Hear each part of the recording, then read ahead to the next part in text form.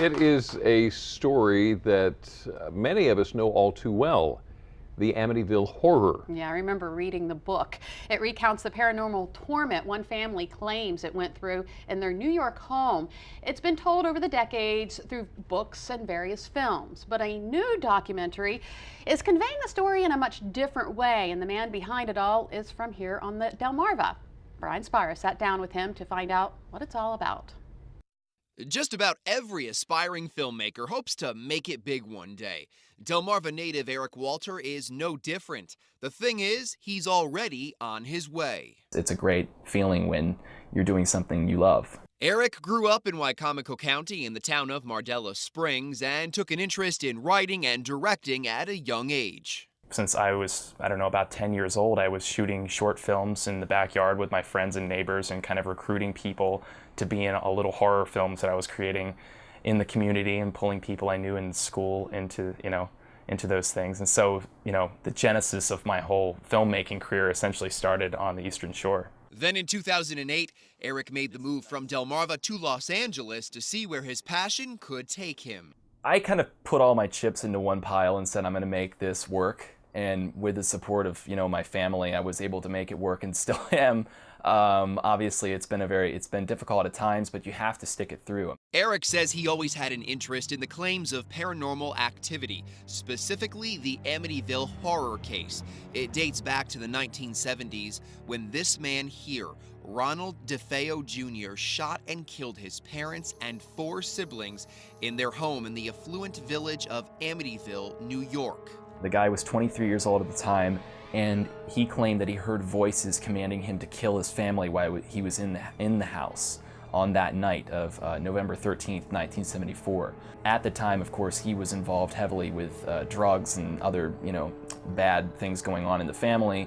The following year, the Lutz family moved into that very same house where the grisly murders took place. This is a beautiful home. It's not like it's being portrayed in the films as being this rickety old haunted house type of thing. This is a beautiful Dutch colonial and affluent neighborhood with the infamous quarter moon windows that kind of look out onto the lawn that almost look like jack-o'-lantern eyes, which gave it that kind of evil persona. But it's what happened inside this house after the Lutz family moved in that eventually inspired books and several movies. And the Lutz family that moved into that house in 1975 and purchased the house for $80,000 claimed that during their 28-day stay in the house, that the house was completely invaded by malevolent demonic forces, and that whatever was happening to them had to have affected the DeFeo family, or Ronnie DeFeo Jr., in his, obviously the crimes that he committed.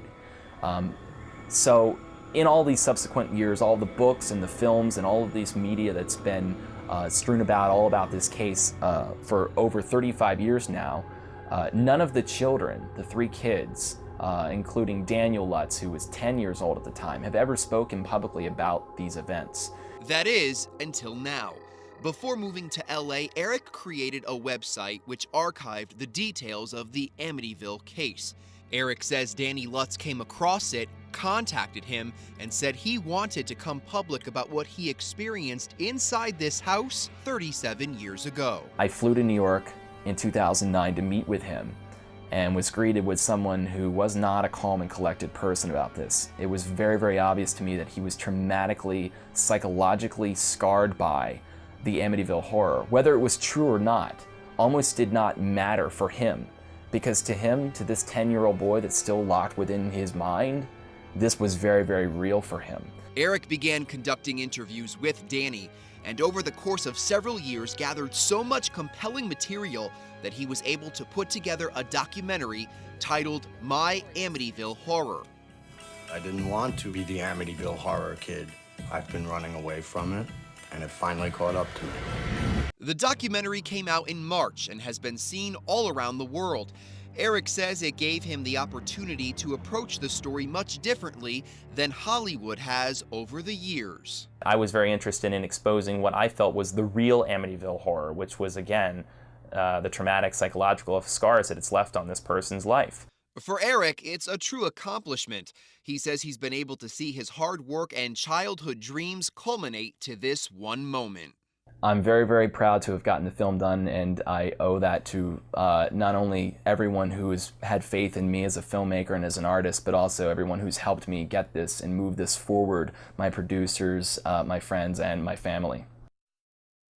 Wow, and we should mention that when he lived here on Delmarva, Eric worked here at WBOC. In this very studio, Exactly. as a matter of fact. He was a cameraman.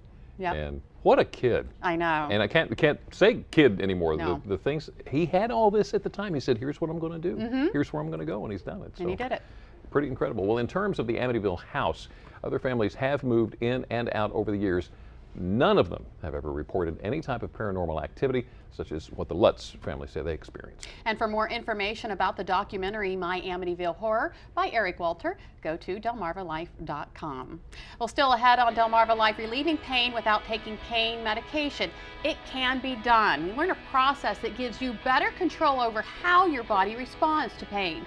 This process can also release stress and help you sleep. That's still ahead. Next week, the premiere of the American Baking Competition. The show brings together 10 extraordinary bakers from across the country and tests their culinary skills. We'll get a taste of what to expect and find out what's up for grabs. But first, we have a seat waiting for you in the Delmarva Life audience. Come be a part of the fun in Historic Studio D. To book your seat, visit delmarvalife.com. Click on the show tabs on the left side of the main page now, or you can give us a call, 443-880-9116. Delmarva Life will be right back.